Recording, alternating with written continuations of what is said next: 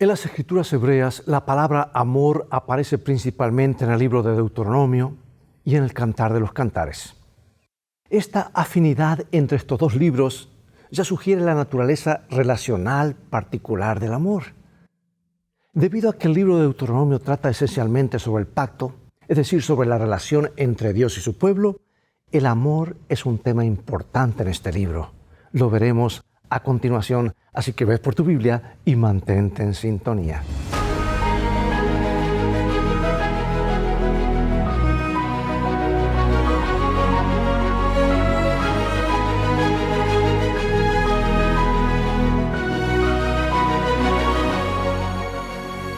Nuestro texto central, o como solemos conocerlo, el versículo de memoria, ¿verdad?, está en Deuteronomio 6:5. Y amarás a Jehová tu Dios de todo tu corazón y de toda tu alma y con todas tus fuerzas. En la religión judía, una de las oraciones más importantes se saca de Deuteronomio 6.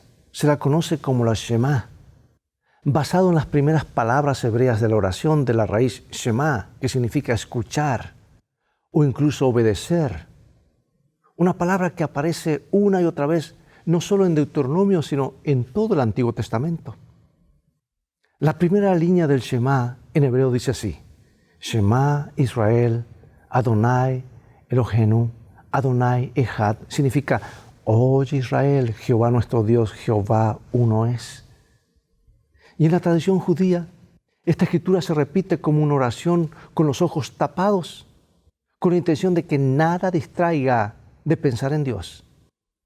Y esta primera línea de la Shema se considera una afirmación de la naturaleza monoteísta del Adonai Eloheinu, o sea, Jehová nuestro Dios, y la lealtad de Israel solo a Él y a ningún otro Dios. De hecho, también se podría leer como Jehová es nuestro Dios. Y esta línea es parte del primer discurso que Moisés le dio a los hijos de Israel cuando estaban a punto de entrar en la tierra prometida. Sin embargo, lo que sigue a esa línea de apertura es una poderosa expresión de la verdad que sigue siendo tan esencial ahora como lo fue entonces, que es amar a Dios. Y después de que Moisés les relató a los hijos de Israel la historia de su pueblo, comenzó ahora a darles instrucciones sobre lo que debían hacer para tomar la tierra y prosperar en ella. Y de hecho, se podría argumentar que la mayor parte de Deuteronomio era simplemente eso: el Señor comunicando a su pueblo lo que tenía que hacer para cumplir con su parte del pacto establecido con ellos, en cumplimiento de las promesas hechas a sus padres. Bueno, así comienza Deuteronomio capítulo 6, versículos 1 y 2. Estos, pues, son los mandamientos, estatutos y decretos que Jehová vuestro Dios mandó que os enseñase, para que los pongáis por obra en la tierra a la cual pasáis vosotros para tomarla, para que temas a Jehová tu Dios, guardando todos sus estatutos y sus mandamientos que yo te mando, tú, tu hijo y el hijo de tu hijo, todos los días de tu vida, para que tus días sean prolongados. Más claro, imposible. Me imagino Moisés hablando al pueblo, sin micrófono, sin sistema de amplificación y la gente escuchando. ¿Qué mandato le da Jehová a los hijos de Israel en los versículos que siguen? ¿Y qué significa este mandato? Escucha versículos 4 y 5. Oye Israel, Jehová, nuestro Dios, Jehová uno es. Y amarás a Jehová tu Dios de todo tu corazón y de toda tu alma y con todas tus fuerzas. Qué interesante, que aquí en medio de la ley, en medio de todas las advertencias, reglas y disposiciones, se exhorta al pueblo a amar a Dios. Y no solo amarlo, sino amarlo de todo su corazón, de toda su alma y con todas sus fuerzas. Lo que indica la naturaleza absoluta de este amor, que de paso es la única capacidad ilimitada que Dios ha dejado al ser humano durante el pecado, la capacidad de amar. Amar a Dios de todo corazón. Amar a Dios con todas las fuerzas, con todo el alma, con todo nuestro ser, significa que nuestro amor por Él debe ser supremo sobre nuestro amor por todo lo demás, porque es el fundamento y la base de todo nuestro ser. Es la existencia, es la base de toda la existencia, de todo lo demás, podríamos decir, todo edifica sobre eso. El amor por Él debe poner la perspectiva adecuada de nuestro amor por los demás. Amor vertical, amor a Dios, amor horizontal. En hebreo la palabra tú, para tu Dios, tu corazón, tu poder, está en singular, no dice vuestro Dios o vuestros corazones, etc. Sí, Dios estaba hablando a su pueblo como una unidad, pero esa unidad depende de la fortaleza de las partes, de cada uno de los individuos. Y el Señor quiere que cada uno de nosotros, aunque seamos parte de un cuerpo más grande, sea fiel a Él en forma individual, y el fundamento de esa fidelidad debe ser nuestro amor por Él, por quién es Él y por lo que ha hecho por nosotros. Por eso pregunto, ¿qué significa para ti amar a Dios con todo tu corazón, con toda tu alma y todas tus fuerzas? Moisés les dijo a los hijos de Israel que amaran a Dios con todo lo que tenían. Era un mandato. Sin embargo, pocos versículos antes, Moisés le dio otro mandato. Dice que temas a Jehová tu Dios. Mira Deuteronomio capítulo 10, versículo 12. Ahora pues, Israel, ¿qué pide Jehová tu Dios de ti? Sino que temas a Jehová tu Dios, que andes en todos sus caminos, y que lo ames y sirvas a Jehová tu Dios con todo tu corazón y con toda tu alma. ¿Qué dice este texto sobre el amor y el temor y cómo lo entendemos? En un versículo se les dice que teman a Dios y en otro que lo amen. Y en este versículo se dice que lo teman y lo amen al mismo tiempo. Según la interpretación común de la palabra temor, esto puede parecer una contradicción, ¿verdad? Porque temor lo comparamos con el miedo, ¿verdad? Pero el temor de Dios, en el sentido de admiración y respeto por quien es Él, su autoridad, su poder, su justicia y rectitud, especialmente en contraste con nuestra pecaminosidad, debilidad y total dependencia, bueno, debería ser una reacción natural, que somos seres caídos, seres que hemos violado la ley de Dios y que, si no fuera por su gracia, merecemos la condenación y la muerte eterna. Es por eso, amados, que durante la adoración debemos ser respetuosos, temerosos por lo que es Dios, y eso incluye desde la vestimenta hasta cómo nos expresamos y cómo lo adoramos. Bueno, veamos otro ejemplo en la Biblia. Y cómo estos versículos deberían ayudarnos a entender cómo temer y amar a Dios al mismo tiempo. Vamos al Nuevo Testamento, al libro de Efesios, capítulo 2, versículos 1 al 10. Leeré algunos de estos 10 versículos. Nos dice así. Y Él os dio vida a vosotros cuando estabais muertos en vuestros delitos y pecados, en los cuales anduvisteis en otro tiempo, siguiendo la corriente de este mundo conforme al príncipe de la potestad del aire, el espíritu que ahora opera en los hijos de desobediencia, entre los cuales también todos nosotros vivimos en otro tiempo, en los deseos de nuestra carne, haciendo la voluntad de la carne y de los pensamientos, y éramos por naturaleza hijos de ira, lo mismo que los demás. Pero Dios, que es rico en misericordia, por su gran amor con que nos amó, aun estando nosotros muertos en pecado, nos dio vida juntamente con Cristo. Por gracia sois salvos. Y juntamente con Él nos resucitó, y asimismo nos hizo sentar en los lugares celestiales con Cristo Jesús, para mostrar en los siglos venideros las abundantes riquezas de su gracia en su bondad para con nosotros en Cristo Jesús. Porque por gracia sois salvos por medio de la fe, y esto no de vosotros, pues es don de Dios, no por obras, para que nadie se gloríe. Porque somos hechura suya, creados en Cristo Jesús para buenas obras, las cuales Dios preparó de antemano para que anduviésemos en ella. Bueno, a pesar de que éramos hijos de ira, por eso debemos temerle. Cristo murió por nosotros y así nos dio una nueva vida en Él, que incluye librarnos del pecado y la condenación del pasado. Es por eso que debemos amarle. Y así como esto se aplica a nosotros hoy, este mismo principio se aplicó al antiguo Israel. Resulta que ellos eran cautivos, estaban condenados a la esclavitud, a la opresión. Y solo el amor de Dios por ellos y la misericordia hacia ellos fue lo que los guió a su gran redención.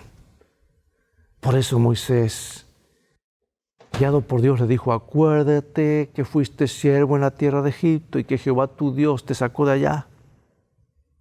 No es de extrañar entonces que amen y teman a Dios al mismo tiempo. Y si ellos hicieron eso, ¿cuánto más deberíamos amarlo y temerle nosotros al contar con la gran verdad de la muerte de Jesús en la cruz en nuestro favor? Y ese es uno de los últimos 3 mensajes de amor de Jesús a la humanidad. Apocalipsis 14, 6 y 7. Vi volar por el medio del cielo otro ángel que tenía el evangelio eterno para predicarlo a los moradores de la tierra, a toda nación, tribu, lengua y pueblo, diciendo a gran voz: temed a Dios y dadle gloria, porque la hora de su juicio ha llegado.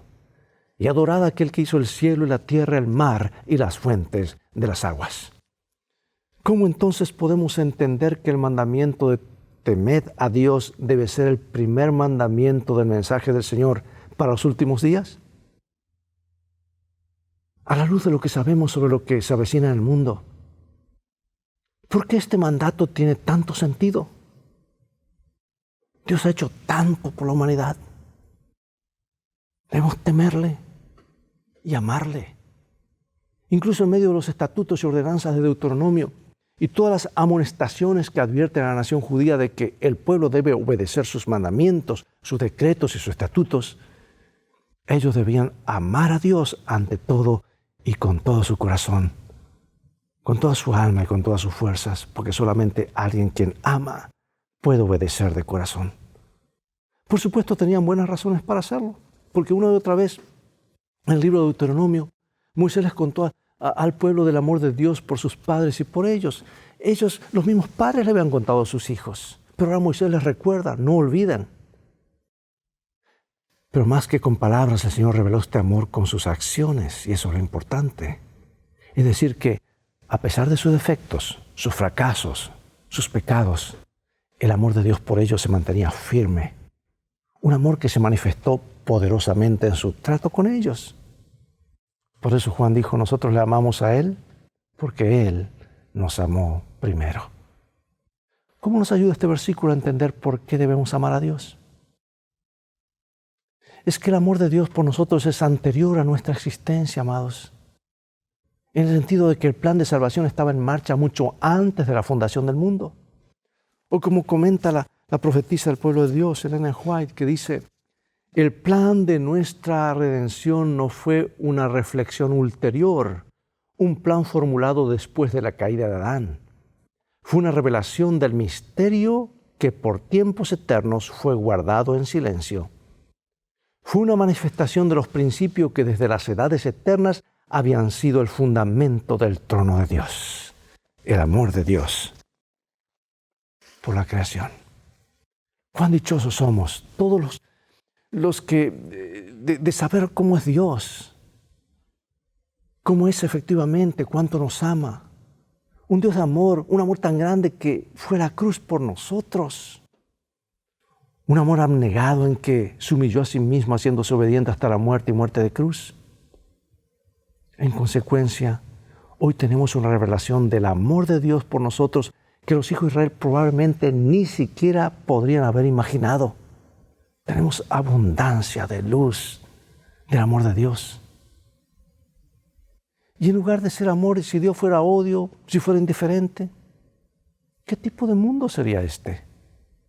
¿Por qué la revelación del amor de Dios por nosotros es algo en lo que verdaderamente deberíamos regocijarnos? Es algo para pensar, algo para practicar, algo para mostrar al mundo. Israel, la nación en su conjunto, fue llamada a amar a Dios. Pero esto era algo que solo podía suceder de a uno, persona a persona, ¿verdad? Como un solo ser humano al que se le dio libre albedrío, cada israelita tenía que tomar la decisión de amar a Dios y debíamos demostrar ese amor a través de la obediencia.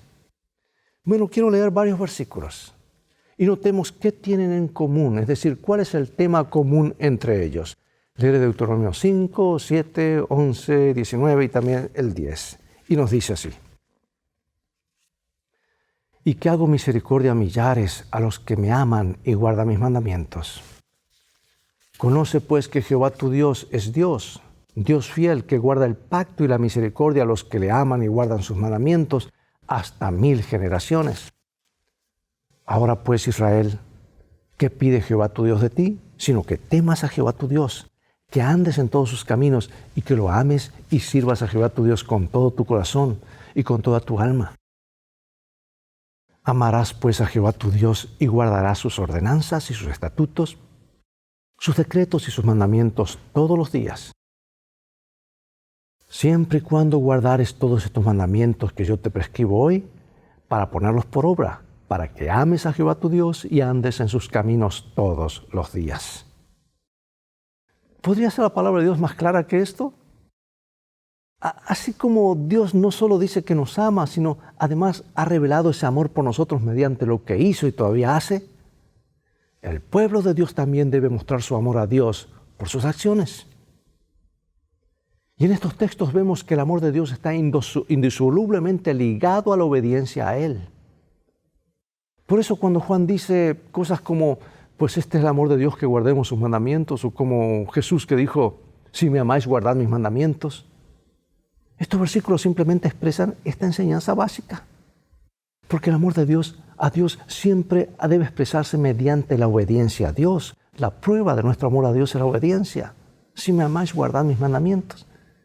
Siempre ha sido así, amigo, amiga. Y lo seguirá siendo. Y esta obediencia a Dios significa obediencia a su ley, los 10 mandamientos, que también incluye el 4º mandamiento, el sábado, ¿verdad?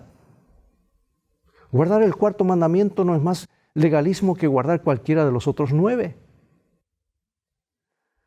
Aunque la obediencia a cualquiera de los mandamientos puede ser legalismo, ese tipo de obediencia no se hace realmente por amor a Dios.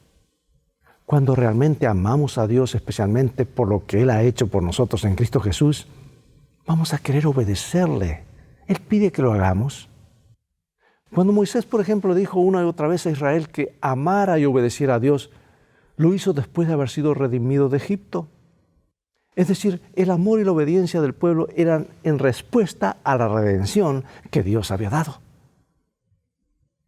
El Señor los había redimido. Ahora responderían obedeciendo fielmente sus mandamientos. Pregunto, ¿hay alguna diferencia hoy? ¿Cuál es tu experiencia al tratar de obedecer a Dios? Es decir, ¿cuáles son tus motivaciones para obedecer a Dios? ¿Por qué deberíamos hacerlo por amor a Dios? ¿Qué papel debería desempeñar también el amor según la concepción bíblica? Veamos el primer mandamiento. Por mucho que algunos teólogos, por diversas razones, busquen separar el Antiguo Testamento del Nuevo Testamento, no se puede, amigos. Porque no puedes hacerlo al menos sin despojar el Nuevo Testamento de su verdadero significado. Porque el Nuevo Testamento, en su revelación de Jesús y sus explicaciones teológicas de la vida, la muerte, la resurrección y ministerio sumo sacerdotal, apunta al cumplimiento de muchas de las profecías del Antiguo Testamento. O sea que en muchos aspectos el Antiguo Testamento forma el trasfondo, el contexto, la base del Nuevo Testamento. Y ambos testamentos revelan la bondad y el amor de Dios. Estas son las razones por las que vez tras vez en el Nuevo Testamento incluso Jesús cita al Antiguo Testamento, que de paso era la única Biblia que existía en sus días y en los días de los apóstoles. ¿Cuál fue la primera pregunta sobre el mandamiento? Sobre el primer mandamiento de todos. ¿Y qué responde Jesús? ¿Y de dónde obtiene Jesús la respuesta? Vamos a Marcos 12, 28 al 30. Acercándose uno de los escribas que los había oído disputar y sabía que les había respondido bien, le preguntó, ¿cuál es el primer mandamiento de todos? Jesús le respondió, el primer mandamiento de todos es, oye Israel, el Señor nuestro Dios, el Señor uno es. Y amarás al Señor tu Dios con todo tu corazón y con toda tu alma, y con toda tu mente y con todas tus fuerzas. Este es el principal mandamiento. Ahora es interesante notar que un escriba, alguien que había dedicado su vida a interpretar la ley y cómo debía aplicarse, haya hecho esta pregunta. No obstante, por más que entendían que había muchísimas leyes para obedecer, por ejemplo, la tradición rabínica clasificó 613 mandamientos para proteger a los 10 mandamientos. No es de extrañar que buscaran sintetizarlo todo en una sola pregunta. Es por eso que le hace esta pregunta a Jesús. Y ahora preguntamos, ¿qué hace Jesús? Va directamente a Deuteronomio 6, comenzando con el Oye Israel, Jehová nuestro Dios, Jehová uno es. Y luego cita el siguiente versículo también que ordena amar a Dios con todo el corazón, el alma y las fuerzas. Apuntó hacia la aseveración clave de que el Señor es su Dios, su único Dios, y sobre la base de esa gran verdad son llamados a amarlo supremamente. Pregunto, ¿hay acaso una verdad presente mayor que este mandamiento? En los últimos días, cuando se desarrollan los acontecimientos finales y todos sean llamados a decidirse por uno u otro bando, de una manera muy dramática, los mandamientos de Dios jugarán un papel crucial. En última instancia, el bando que elijamos, incluso de cara a la persecución, se basará en si realmente amamos a Dios o no. Es el tema decisivo. Y podremos llegar a amar a Dios con todo nuestro corazón, alma y fuerza solo cuando lleguemos a conocerlo por nosotros mismos y experimentemos personalmente su bondad, amor y gracia. Si es necesario, es algo por lo que valdrá la pena morir. Si alguien te preguntara, ¿cómo llegan las personas a amar a un Dios que nunca han visto personalmente? ¿Qué le dirías tú? ¿Cuál sería tu respuesta? ¿Amar a alguien que no conocemos? ¿O será que Dios se lo puede conocer? Jesús lo dijo, esta es la vida eterna, que te conozcan a ti. Y amigos, aquí va toda la Escritura. Este es el libro que nos ayuda a conocer, porque conocer a Dios es amarle, y amarle es servirle. Bueno, llegó el momento casi de despedirnos y quiero concluir con este párrafo inspirado y algunas preguntas de reflexión. La cruz de Cristo será la ciencia y el canto de los redimidos durante toda la eternidad. En el Cristo glorificado contemplarán al Cristo crucificado. Nunca olvidarán que el ser cuyo poder creó los innumerables mundos y los sostiene a través de la inmensidad del espacio, el amado de Dios, la majestad del cielo, a quien los querubines y los serafines resplandecientes se deleitan en adorar, se humilló para levantar al hombre caído. Nunca olvidarán que llevó la culpa y la vergüenza del pecado y sintió el ocultamiento del rostro de su Padre, hasta que la maldición de un mundo perdido quebrantó su corazón y le arrancó la vida en la cruz del Calvario. Que el hacedor de todos los mundos, el árbitro de todos los destinos, dejase su gloria y se humillase por amor al hombre, despertará eternamente la admiración y adoración del universo. Cuando las naciones de los salvos miren a su Redentor y contemplen la gloria eterna del Padre brillar en su rostro, cuando contemplen su rostro, que es desde la eternidad hasta la eternidad, y sepan que su reino no tendrá fin, prorrumpirán en un cántico de júbilo. Digno, digno es el Cordero que fue inmolado y nos ha redimido para Dios con su propia preciosísima sangre. ¡Qué declaración! Por eso pregunto, esta declaración, ¿cómo debería ayudarnos a entender por qué nuestro amor por Dios debería ser mayor?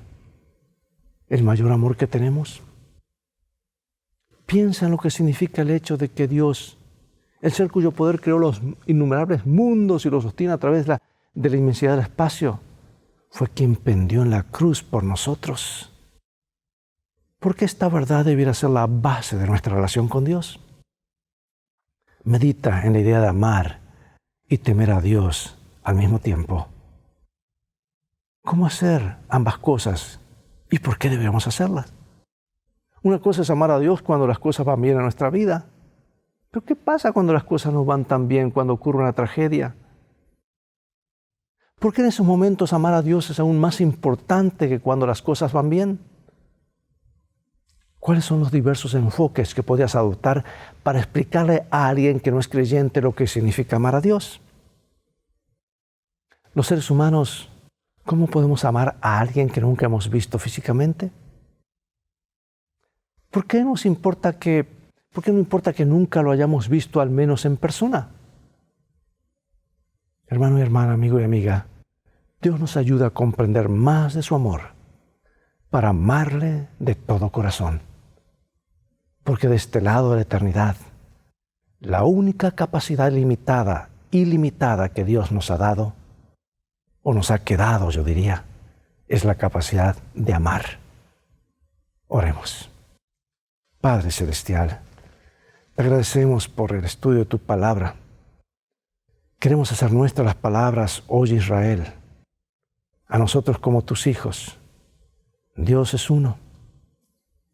Amarás a tu Dios de todo tu corazón, con todas tus fuerzas, con toda tu alma. Y queremos amarte a ti y amar también a nuestros prójimos. Bendícelos y bendícenos que sea una realidad en nuestras vidas. Sabemos que lo harás con el poder de tu Espíritu Santo. En el nombre de Jesús oramos. Amén. Bien, es todo el tiempo que tenemos por hoy. Ha llegado el momento de despedirnos una vez más y será hasta el próximo programa de la serie Lecciones de Vida. Invita a otros a sintonizar este canal. Transfórmate tú mismo en un canal de bendiciones. Dios te bendiga y recuerda, tú vales mucho para Jesús. Él te ama más de lo que puedes imaginar. Y en el viaje de la vida en el cual todos transitamos, las cosas van a terminar bien si hacemos de la Biblia nuestro GPS y a Jesús como nuestro guía. Maranatá, Dios te bendiga.